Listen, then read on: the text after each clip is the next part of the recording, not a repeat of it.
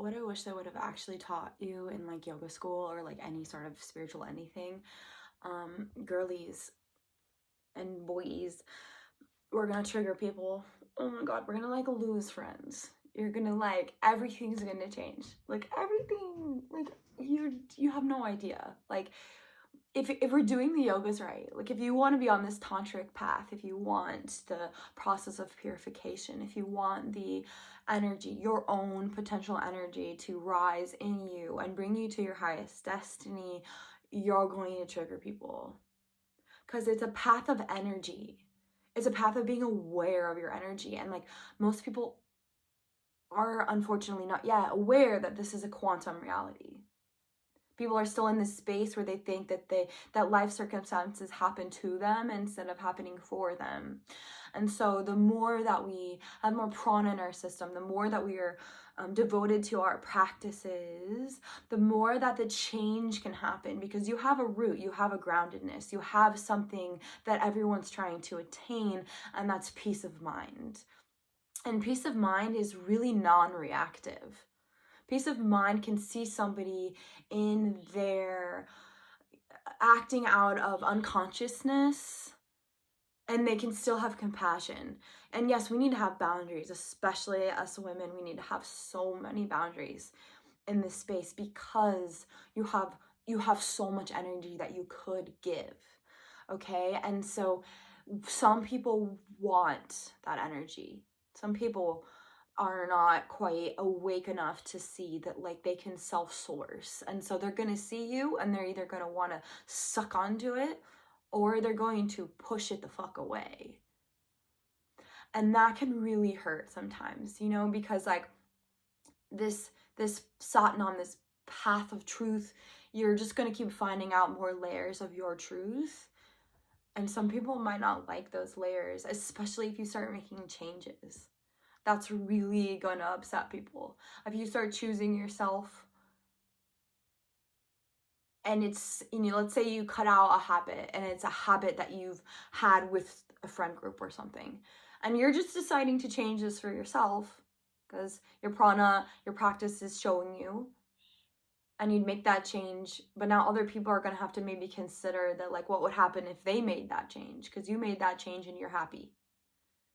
So that's cognitive dissonance. People can look at that, look at themselves, or they can reject the thing. And the rejection of the thing is sometimes you. And it's worth it. It is worth it. It's worth it. Quality over quantity. And it's not to say that you're on any sort of hierarchy. It doesn't mean that you're better than anyone. Like if you lose a friend, I hate that. I shouldn't say hate. It's a disservice in the spiritual community to think that you're, you know, in a sense, like attainment or the spiritual journey is going to make you better than somebody.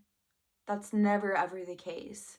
We're genuinely all one, but we can change our behaviors. We have that control still in this dharmic, this highest destiny path. And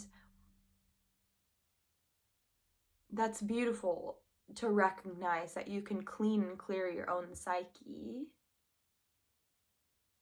And that clarity can sometimes also make you more bold. Sometimes you're being the better friend by resisting or not going into the bad habit or speaking your truth. And there's been so many times, I call it being accidentally an asshole, that you know, I have a story or something just like comes through really strongly and you're hanging out with a friend, and it could be so unrelated, or you don't realize that it totally relates actually to their life, and you're just telling a story, and then there's a truth in there they don't want to hear. And it, you know, is out of what felt like randomness, but the universe is going, if you're an open channel, the universe has messages for people to help them get to their truth. And so it's this path of learning, like, okay, when is it okay to say something, and when is it best just to go back in the cave and go back in your own heart and protect yourself and have that self-compassion. I know for me and a lot of my, people that I am around are going through this lesson of not taking to heart some of the more rejecting things that you've heard, and feeling like you're a bad person. I think a lot of empathic people have deep shame and the way that they relate to the world because they were probably a little bit weird growing up, right? Because it's not normal, it's not popular to be kind. It's not. It's that attitude of being cool and apathetic that is how you make it in the sense of the world. The numbness will take you very far, but the heart will take you into prosperity and to true loving kindness. And that's not easy. That's really hard. That is a radical rebellion against the ways of the world. And so you can expect it will be worth it, but it's going to be hard. And the path of devotion, the path of there's many devotions, but like bhakti or the path of the heart, it's quite possibly the most challenging state to live, to stay devoted to truth, but you end up being fulfilled by nothing and no one. You end up being fulfilled by nothing and no one. And that is because you're filled by otherworldly things.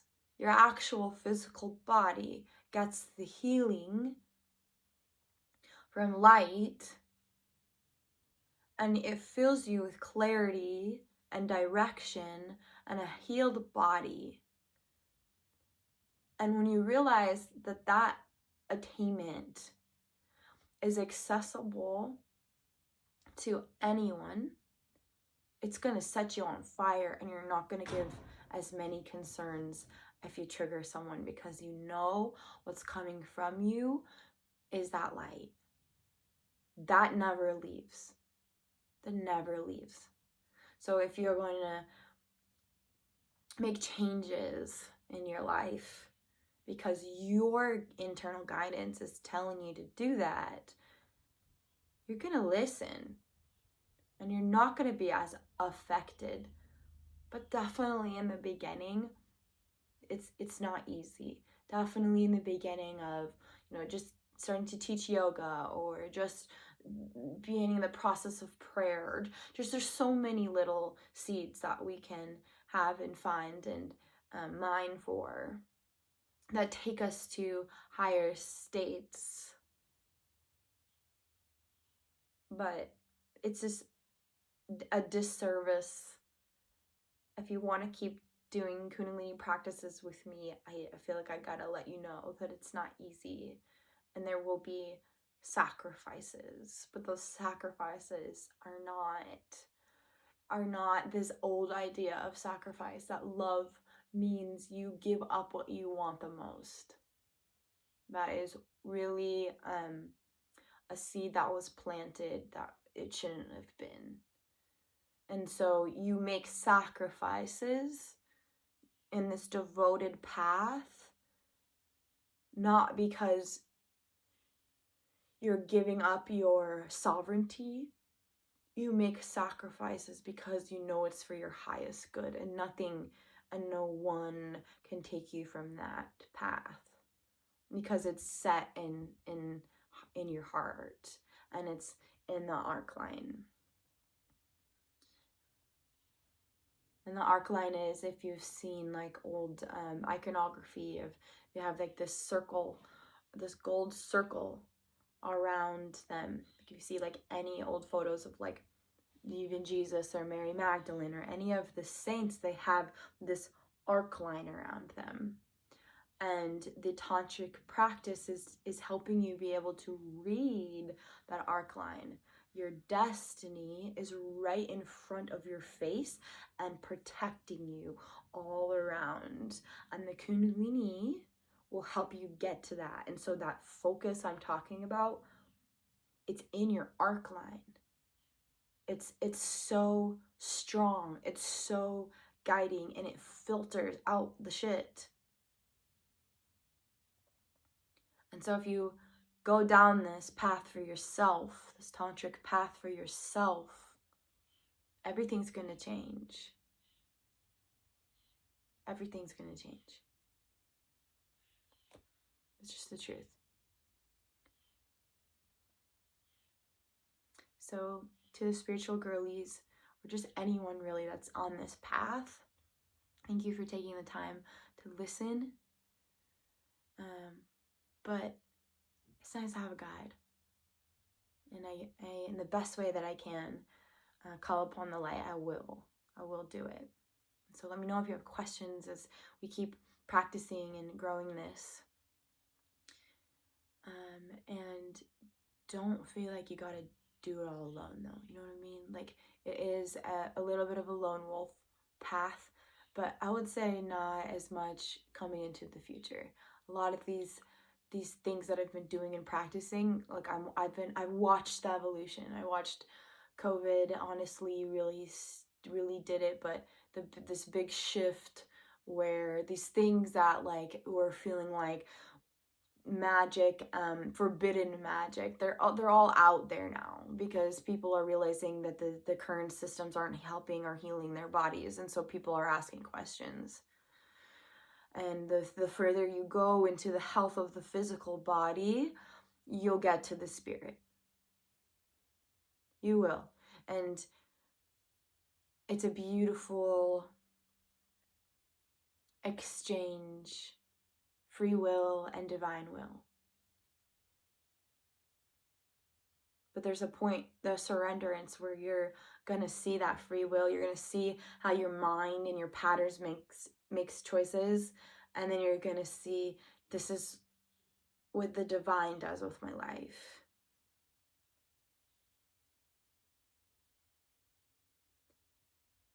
And this old you might have old friends and old foods and old habits. But this choice is going to have what you know you've always had in you. It's like coming back to like your childlike light. And you have a huge team on this side. It's a little bit invisible, but you have a big team on this side. So much love, like so much love. I hope this helps someone, even though it's a kind of depressing message. All right, namaste.